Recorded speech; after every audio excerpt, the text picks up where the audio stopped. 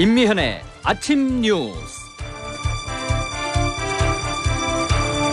경기도 고양시 저유소 화재와 관련해 경찰이 20대 스리랑카인을 긴급 체포했습니다. 경찰은 이 남성이 날린 풍등의 불씨 때문에 휘발유 탱크가 폭발했을 가능성이 크다고 보고 있습니다. 폼페이오 미국 국무장관은 4차 방북을 계기로 비핵화 협상에 중대한 진전을 이뤘다며 준비가 되는 대로 핵 사찰단이 방문하게 될 것이라고 밝혔습니다. 중국은 미국을 향해 북한 비핵화 문제에서 협력을 얻기 위해서는 미중 관계 정상화가 선행돼야 한다고 강조했습니다. 국적을 알 수 없는 단어들이 인터넷은 물론 방송 프로그램에까지 등장하는 등 한글 파괴 현상이 심화되고 있습니다. 한글날 527도를 맞아 우리말과 글의 실태를 집중 점검합니다. 태풍 콩네이로 낙과 피해를 입은 과수농가의 시름이 깊어지고 있습니다. 오늘은 전국이 구름이 많고 밤에는 경기 북부 지역부터 비가 오겠습니다. 내일은 기온이 뚝 떨어져 춥겠습니다. 이상은 이 시간 주요 뉴스입니다. 여러분 안녕하십니까? 10월 9일 CBS 아침 뉴스입니다. 경기도 고양시 저유소에서 발생한 화재 사고와 관련해 경찰이 현장 부근에서 풍등을 날린 20대 스리랑카인을 긴급 체포했습니다. 경찰은 풍등의 불씨 때문에 휘발유 탱크가 폭발했을 가능성이 큰 것으로 보고 있습니다. 첫 소식 고무성 기자가 보도합니다. 스리랑카의 27살 A씨는 그제 호기심의 문구점에서 소형 열기구인 풍등을 구매한 뒤 강매터널 공사장에서 날렸습니다. 풍등은 1km 거리에 저유시설 잔디밭에 떨어졌고 곧이어 잔디에 불이 붙었습니다. 경찰은 이 불씨가 저유탱크 유중 환기구를 통해 휘발유 탱크 내부로 옮겨붙어 폭발까지 이어진 것으로 보고 있습니다. 440만 리터가 저장된 탱크에서 발생한 불은 34억 원에 해당하는 260만 리터의 기름을 태우고 17시간 만에 진화됐습니다. 당시 인명피해는 없었지만 저유소에서 25km 떨어진 서울 잠실에서도 검은 연기 기둥이 관측될 정도로 불길이 거셌습니다. 경찰은 A씨를 유력한 용의자로 보고 어제 오후 4시 30분쯤 고양시 강매동에서 검거했습니다. 비전문 취업비자로 입국한 A씨는 서울 문산간 고속도로 현장에서 근무하는 근로자로 파악됐으며 풍등을 날린 사실을 인정한 것으로 전해졌습니다. 경찰은 오늘 오전 10시 고양경찰서에서 자세한 사건 경위를 비롯한 수사 결과를 발표할 예정이며 A씨에 대한 구속영장 신청도 병행할 방침입니다. CBS 뉴스 고무성입니다. 마이크 폼페이오 미국 국무장관은 4차 방북을 계기로 북한 비핵화 협상에 대한 중대한 진전을 이뤘으며 준비가 되는 대로 핵 사찰단이 북한을 방문하게 될 것이라고 밝혔습니다. 폼페이오 장관은 풍계리 핵실험장 폐기 검증을 위한 국제 사찰단 방북 시점과 관련해 김정은 국무위원장은 사찰단의 방북을 허용할 준비가 돼 있다고 말했습니다. 폼페이오 장관은 또 풍계리는 물론 동창리 엔진 시험장에 대한 사찰단 방문 역시 이루어지길 기대한다고 밝혔습니다. 폼페이오 미 국무장관을 만난 왕이 중국 외교 담당 국무위원과 양제츠 공산당 정치국원이 미국에 대해서 강도 높은 비난 발언들을 쏟아냈습니다. 이들은 한반도 비핵화와 관련해서 중국의 협력을 얻기 위해서는 양국 관계 정상화가 우선돼야 한다는 점을 분명히 했습니다. 이 소식은 베이징에서 김중호 특파원이 전해왔습니다. 왕이 중국 외교 담당 국무위원 겸 외교부장은 폼페이오 장관을 만난 자리에서 최근 미국이 끊임없이 중미 무역 마찰을 고조시키는 동시에 타이완 문제 등에 관해서 중국 권익을 해치는 행위를 하고 있다고 지적했습니다. 그러면서 미국이 잘못된 행위를 즉시 멈추기를 중국은 원한다며 폼페이오 장관을 압박했습니다. 한반도 문제와 관련해서도 이런 종류의 협력은 반드시 건강하고 안정적인 양자관계의 지지를 받아야 한다고 강조했습니다. 북한 비핵화 문제에서 중국의 협력을 얻기 위해서는 미중 관계 정상화가 선행돼야 한다는 점을 못 박은 것입니다. 폼페이오 장관은 불편한 양국 관계를 인정하면서도 미국은 중국을 봉쇄할 생각도 없고 중국을 억제하려는 정책도 펴지 않는다며 중국을 달랬습니다. 왕이 국무위원에 이어 폼페이오 장관과 만난 양제츠 중국 공산당 정치국원도 미국이 잘못을 바로잡고 중국의 이익에 손해를 주는 행동을 멈춰야 한다며 목소리를 높였습니다. 폼페이오 장관이 중국을 떠난 뒤 미국 국무부 헤더 나우트 대변인은 보도자료를 통해 폼페이오 장관이 왕이 국무위원과 양재츠 정치국원을 만나 북한의 최종적이고 완전하게 검증된 비핵화 달성에 대한 공동의 결의를 재확인했다고 밝혔습니다. 다만 미중 갈등과 관련해서는 폼페이오 장관이 남중국해와 인권을 포함해 미중이 동의하지 않는 분야에 대해 직접 언급했다면서도 구체적인 발언 내용을 밝히지는 않았습니다. 베이징에서 CBS 뉴스 김중호입니다. 2차 북미 정상회담이 가시권에 들어오면서 여권은 판문점 선언 비준동의안 국회 처리 등을 더욱 강하게 추진하는 모양새입니다. 그러나 야권에서는 신중론이 여전하고 더불어민주당 이해찬 대표의 집권론을 두고도 반발하는 분위기입니다. 박성환 기자가 보도합니다. 더불어민주당과 정부, 청와대는 어제 회의를 열고 판문점 선언 비준동의안의 국회 처리 등에 역량을 집중하기로 했습니다. 북미 대화 재개라는 성과를 냈으니 이를 토대로 야권의 협조를 얻어내겠다는 건데 자유한국당은 비준 동의에 부정적 입장을 유지하고 있습니다.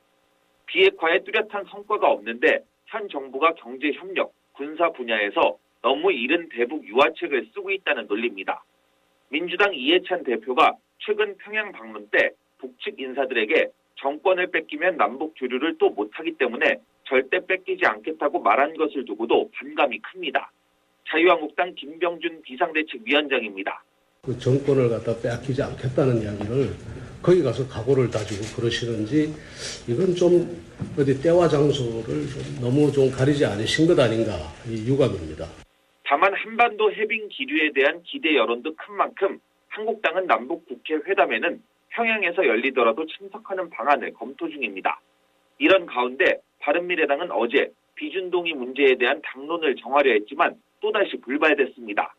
당 지도부가 의원총회 자리에 조명균 통일부 장관을 불러 보고를 받기로 하자 지상욱 의원 등은 협조 입장을 정해놓은 것이나 다름없다고 반발하며 자리를 뜨기도 했습니다.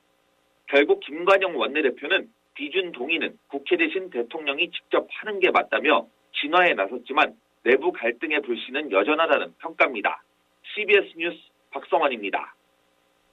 오늘은 한글날입니다. 60을 넘겨 9순의 나이에도 본인의 이름을 직접 적고 가족들에게 편지를 쓰겠다며 한글 공부에 열심인 현장을 오수정 기자가 찾아가 봤습니다. 서울 강서구의 한 자치회관 어르신 한글교실에서 30명의 할머니들이 진지하게 칠판에 적힌 글자를 따라 읽고 받아쓰기가 한창입니다. 유통기한, 제조일, 보관 방법, 주요 성분, 평균 연령이 60을 훌쩍 넘겼고 지팡이를 짚은 90의 할머니도 이곳 한글교실 학생입니다. 71살 임분순 씨입니다. 내가 알 때까지 계속 써. 이게 오늘 이렇게 숙제를 내줬잖아. 이런 식으로 내가 알 때까지 안 보고 쓸 수 있을 때까지 계속. 남들보다 늦게 시작한 한글 공부가 쉬웠던 것만은 아닙니다. 64살 김명순 씨입니다. 손자, 손녀들도 있으니까 좀 막 그걸 키워주니까는 막 애들이 와서 질문을 하더라고요. 나한테 할머니 이 글자가 뭐야? 제가 그거를 모르겠더라고요. 집에서 진짜 어떤 때는 막 펑펑 울었어요. 짜증이 나서 이걸 쓰지를 못하니까. 배우는 속도는 더디지만 한글을 떼면 하고 싶은 일이 넘친다고 할머니 학생들은 말합니다.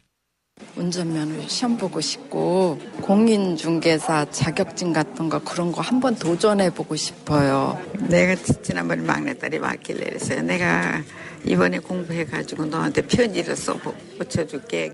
CBS 뉴스 오수정입니다. 국적 불명의 단어들이 인터넷상은 물론 방송 프로그램에까지 심심치 않게 등장하고 있습니다. 중장년층은 아예 이해도 못하는 경우가 많아서 문맹이 된 기분이라며 소외감을 토로하고 있습니다. 김명지 기자입니다. 50대 여성 박선혜 씨는 요즘 들어 종종 텔레비전에서 댕댕이란 단어를 봤다고 합니다. 하지만 박 씨는 그게 강아지를 이르는 말인 멍멍이를 비슷하게 생긴 다른 글자로 바꿔 표현한 것인 줄은 전혀 몰랐다고 합니다. 그거는 많이 들어봤죠. 뭐지 이렇게 생각하면 뭔 말이지? 박 씨와 같이 우리말 아닌 우리말에 고개를 갸웃거리는 중장년층이 늘고 있습니다. 심지어 텔레비전 프로그램까지 타기 시작한 이 같은 신조어들의 소외감과 박탈감도 느낀다고 합니다. 아이들에게 자꾸만 물어보게 되고 그게 불편해지기 시작했다는 문병철 씨와 최선희 씨입니다. 그렇죠. 이해하기 힘들고 내가 또 자녀한테 물어봐야 되고 그러니까 변하다가 귀찮다 그러가 그런 것도 있겠죠. 이렇게 듣다가 저게 무슨 표현이야? 어떻게 사용되는 거야, 종이들? 이렇게 한 번씩은 물어보죠. 완전히 문맹이 된다 할까? 모든 부분에서 언어부터 시작해서. 국립국어원 관계자는 텔레비전 방송을 통해 이 같은 말들이 공적인 상황에까지 쓰이기 시작하면 언어 생활에 장애가 일어날 수 있고 중장년층은 특히나 이에 취약할 수밖에 없다고 말했습니다. 방송통신심의위원회는 이 같은 언어 사용을 한글 파괴로 부르면서 중점 모니터링을 시행하겠다는 방침입니다. CBS 뉴스 김명지입니다. 한글을 세종대왕 혼자 창제한 것이 아니라 집현전 학자들과 공동으로 만들었다고 생각하는 분들 많을 텐데요. 국민 10명 가운데 8명은 이렇게 생각하고 있는데 초중고등학교 역사교과서에 잘못 수록돼 있다는 지적입니다. 조은정 기자가 보도하겠습니다. 우리 국민 가운데 한글을 세종대왕이 몸소 만들었다고 생각하는 사람은 겨우 17%인 것으로 나타났습니다. 사단법인 한글문화연대에서 여론조사 전문기관인 리얼미터에 의뢰 전국 성인 남녀 1000여 명을 상대로 한글 창제의 주역을 누구로 알고 있는지 조사한 결과입니다. 이번 조사에 따르면 응답자 55%는 세종과 집현전 학자가 함께 만들었다고 답했고 세종은 지시만 하고 집현전 학자들이 만들었다고 답한 비율도 24%나 됐습니다. 하지만 이는 잘못된 상식입니다. 한글을 세종대왕이 몸소 만들었다는 사실은 훈민정음의 해례본의 세종서문과 정인지서문, 또 세종실록과 동국정운 등에 뚜렷하게 나옵니다. 역설적이게도 한글 배포를 반대한 최만리의 상소문 등에서도 세종의 한글 창제 과정이 자세히 나와 있습니다. 오해를 만든 주범은 바로 초중고 역사교과서입니다. 지금 초등학교 5학년 사회국정교과서에는 한글을 세종과 집현전 학자들이 만들어 배포했다고 돼 있고 세종이 학자들을 독려해 훈민정음을 창제했다고 소개하는 교과서도 있습니다. 중학교 역사교과서도 9개 중 2개만, 고등학교도 7개 중 2개만이 세종이 몸소 한글을 만들었다고 소개하고 있습니다. 국어교과서에는 한글 창제자를 세종이라고 밝히고 있는데 역사교과서에서는 혼돈이 생기고 있어 정비가 시급한 상황입니다. 훈민정음 해례본의 정신을 이어받기 위해서라도 오해를 바로잡아야 한다는 지적이 나옵니다. 한글문화연대 이건범 대표입니다. 세종이 한글 창제자라는 사실을 믿지 못하게 되면 그거는 결국 세종의 그 훈민정음 해례본 서문에 나오는 세종대왕의 말씀을 믿지 않는다는 이야기거든요. 결국 그 이야기는 한글의 독창성이나 과학성 이거를 부정하는 결과로 이어지게 된다는 생각입니다. CBS 뉴스 조은정입니다. 최근 자전거 안전모 착용을 의무화한 도로교통법 개정안이 여론의 거센 역풍을 맞고 있습니다. 현실을 도외시했다는 이유인데요. 이에 따라 안전모 착용을 권장하는 방향으로 입법이 다시 추진되고 있습니다. 구병수 기자가 취재했습니다. 자전거 안전모 착용 의무화 규정은 지난 2016년 10월 송희경 자유한국당 의원이 발의한 도로교통법 개정안에 포함됐습니다. 지난 3월 이 개정안이 국회를 통과했고 지난달 28일부터 안전모 착용이 의무화됐습니다. 물론 안전모를 쓰지 않는다고 단속이 되거나 처벌을 받지는 않습니다. 하지만 현실과 동떨어진 탁상 입법임이 금방 드러났습니다. 국민들의 안전을 위한 입법이었지만 따릉이 등 공공자전거 이용 시 어떻게 할 것인지 등 의무화에 따른 부작용에 대한 제대로 된 공론화 과정을 거치지 않음으로써 호된 여론의 질타를 받고 말았습니다. 결국 더불어민주당 안규백 의원 등이 자전거 안전모 착용이 의무가 아닌 착용하도록 노력해야 한다는 내용의 개정안을 발의했고 지난달 27일 국회 행정안전위원회에 회부가 됐습니다. 행정안전부 관계자입니다. 지금 현재는 본회에서 의무화가 돼 있잖아요. 그 부분에 대해서 알아서 하게 놔두지 자율적으로 이렇게 법이 이제 현실에 좀 맞게. 안전모 착용이 안전을 위해 필요하지만 착용은 자율에 맡긴다는 겁니다. 국가 만능주의 논란까지 일으킨 안전모 착용은 어린이에게만 의무화하도록 했습니다. CBS 뉴스 구병수입니다. 태풍 콩레이가 남긴 피해로 과수농가의 시름이 깊어지고 있습니다. 수확을 앞두고 심각한 낙과 피해를 입은 경북 영주 지역의 사과 농가를 권기수 기자가 취재했습니다. 영주에서 사과 농사를 짓고 있는 60살 황세기 씨. 뿌리째 뽑히고 가지만 앙상하게 남은 사과나무 태풍 콩레이가 휩쓸고 간 사과밭을 바라보면 한숨만 나옵니다. 아유, 피해가 많아요. 한 5, 6천만 원. 나무가 막 뿌리쳐 그냥 막 썩 넘어갔으니까. 내년에 뭐하고 또 새로 심으면 한 5, 6년 기다려야 되니까요. 부사 사과 주산지인 영주 부석면 일대는 태풍 콩레이로 한순간에 쑥대밭으로 변했습니다. 전체 사과밭 680여 헥타르의 70%가 넘는 510여 헥타르가 태풍 피해를 입었기 때문입니다. 경북도 내 전체 과수 낙과 피해가 660여 헥타르인 점을 감안할 때 엄청난 피해 규모입니다. 영주시 관계자입니다. 11월 초에 수확하러 가는데 동해안 쪽으로 태풍이 빠져도 그쪽에는 지형적인 영향에 의해서 돌풍이 불고 있어요. 경북도는 피해 조사가 마무리되는 대로 낙과 사과 수매 등 대책을 마련할 계획입니다. 경북도 관계자입니다. 사과 담당하는 업계에서 가공 수매도 지금 시군별로 지금 조사 중인 걸로 있습니다. 냉해에다 폭염, 여기에다 수확을 코앞에 두고 몰아친 태풍까지 경북 대표 과수작물인 사과가 올해는 유난히 순환을 겪고 있습니다. CBS 뉴스 권기수입니다. 다음은 간추린 소식을 유지수 아나운서가 전해드립니다. 행정안전부는 527돌 한글날인 오늘 오전 10시에 서울 광화문광장 세종대왕 동상 앞에서 경축식을 개최합니다. 경축식은 한글날이 국경일로 격상된 2006년 이후 처음으로 광화문광장 세종대왕 동상 앞에서 1,200여 명이 참석한 가운데 실외 행사로 열립니다. 우리나라 바다에 사는 홍합과 조개 등 여러 해양동물에서 유전자 변형생물, GMO 유전자가 대거 검출됐습니다. 국립해양생물자원관 등이 국내 연안에 사는 82종의 해양동물을 조사한 결과 70종에서 GMO 유전자가 검출됐다고 국회 농림축산식품해양수산위원회 김현권 의원이 밝혔습니다. 코카콜라 광주공장에서 농성 중이던 화물연대 노조원과 경찰이 충돌해 8명이 다치고 2명이 경찰에 연행됐습니다. 어젯밤 9시쯤 광주 북구공장 앞에서 농성 중이던 화물연대 노조원들이 공장 안으로 진입하려는 화물차를 가로막자 경찰이 이를 말리면서 몸싸움이 일어난 것입니다.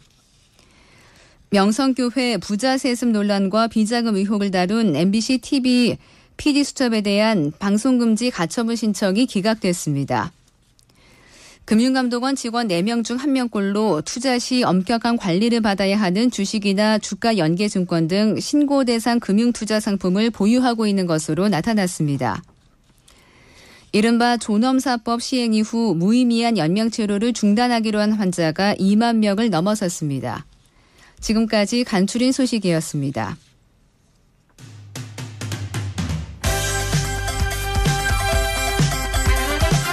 오늘의 뉴스픽.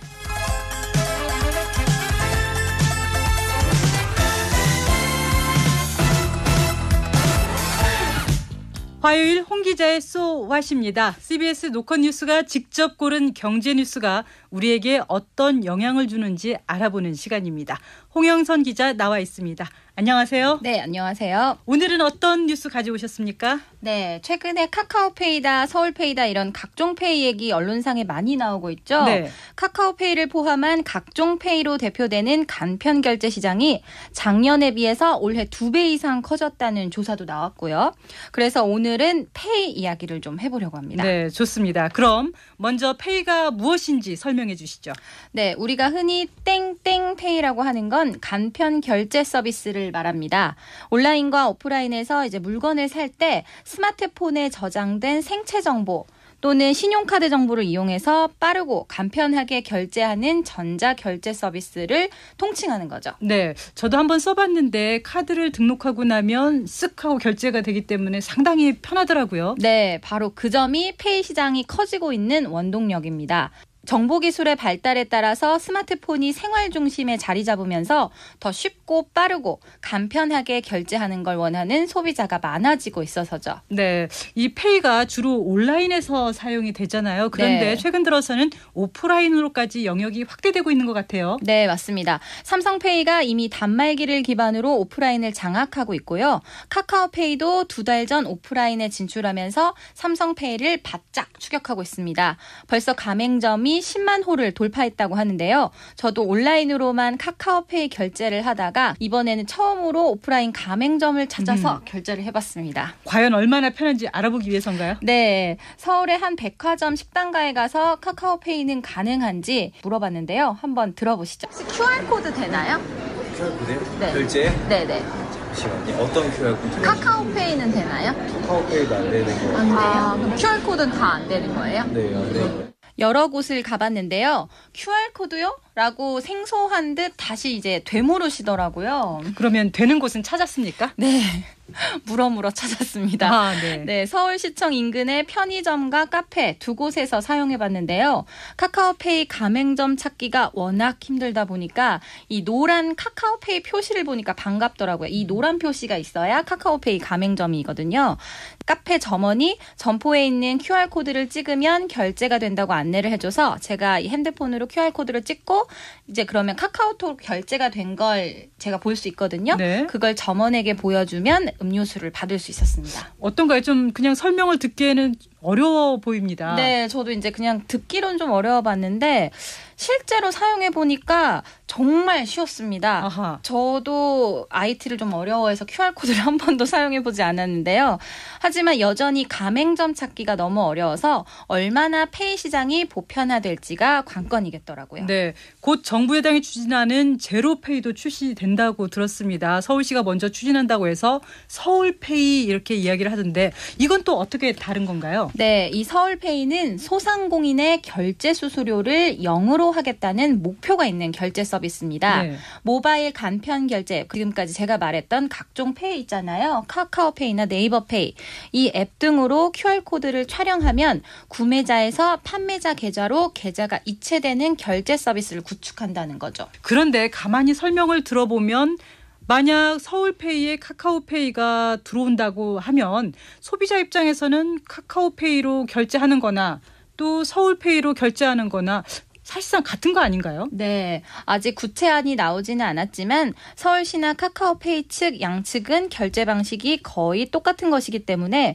소비자 입장에선 서울페이인지 카카오페이인지 인식을 못할 수도 있다고 합니다. 네, 이 부분을 그 국감에서도 지적할 거라고요.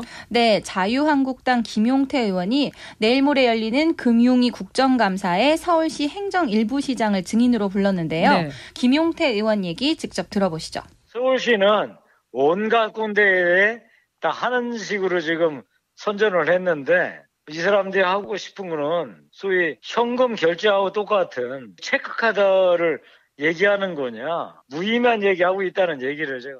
네, 그렇다면 이제 앞으로 페이 시장이 더 확대되기 위해서는 소비자들이 과연 페이 결제를 얼마나 더 많이 할지 여부인 것 같은데 카드에 비해서 혜택이 좀 적은 거 아닌가요? 네, 그런 얘기들 많은데요. 서울페이의 경우는 그래서 정부 여당까지 관여하고 있기 때문에 소득공제 혜택을 40%나 주기로 했습니다. 신용카드나 체크카드, 소득공제 혜택보다도 더 높은 수준이죠. 과연 이러한 혜택들로 신용카드에서 페이 시장으로 소비자들이 넘어올지는 한번 지켜봐야 될 것 같습니다. 네, 오늘 이야기 잘 들었습니다. 지금까지 홍영선 기자였습니다. 공항 소식 알아봅니다. 김은주 씨가 전해드립니다. 네, 화요일 아침 흐린 하늘이지만 대부분 지방공항들 시정은 좋은 상태여서 김포공항에서 운항하는 국내 노선들은 정상 운항 중입니다. 6시 5분발 제주행 초편의 출발을 시작으로 이후편들도 제 시간에 수속을 하고 있습니다. 좌석 상황은 제주행 11시 이후편부터는 시간대별로 잔여 좌석이 많이 남아있고 부산과 광주, 여수를 포함한 국내 노선들도 여유 있어 공항에 나오시는 대로 구하실 수 있겠습니다. 국제선 가운데 부산에서 출발하는 블라디보스토크 노선의 동계 스케줄이 오는 28일부터 오픈하고 2019년 3월까지 운항한다고 합니다. 해당 기간 동안 주 3회 화, 목, 토요일 운항하게 된다고 하니까 참고하시기 바랍니다. 지금까지 김포공항에서 전해드렸습니다. 네, 요즘 아침 저녁으로 무척 쌀쌀한데요. 오늘 날씨 알아보겠습니다. 기상청 연결합니다. 이수경 리포터 전해주세요. 네, 한글 날린 오늘도 낮 동안에는 대부분 야외 활동에 지장이 없겠는데요. 다만 아침 시간은 쌀쌀한 날씨로 시작하고 있습니다. 중부지방을 중심으로 오늘도 10도 안팎의 기온을 보이고 있는데요. 서울과 대전의 기온이 11도, 춘천은 7도 안팎으로 어제보다는 2도 정도 높은 기온입니다. 오늘도 일교차는 커지겠지만 낮 기온은 어제보다 떨어질 것으로 예상되고 있는데요. 서울과 원주, 강릉의 낮 기온이 20도, 대전과 대구 21도, 광주와 부산은 22도까지 오르겠습니다. 오늘 전국적으로 구름이 많은 날씨가 이어지는 가운데 서울과 경기, 강원 영서 지역은 오늘 밤부터 비가 오는 곳이 있겠는데요. 내일은 대부분 지방에서 오전 중에 가을비가 내리겠고 예상 강우량은 5에서 20mm 정도로 많지는 않겠습니다. 당분간 기온은 평년보다 낮아서 북서쪽에서 찬 공기가 유입되면서 날씨가 내일부터는 더 쌀쌀해진다는 점 참고하시기 바랍니다. 날씨였습니다. 오늘도 일교차가 크다고 하니까 건강에 신경 쓰셔야 되겠습니다. 10월 9일 한글날 아침 뉴스를 마치겠습니다. 고맙습니다.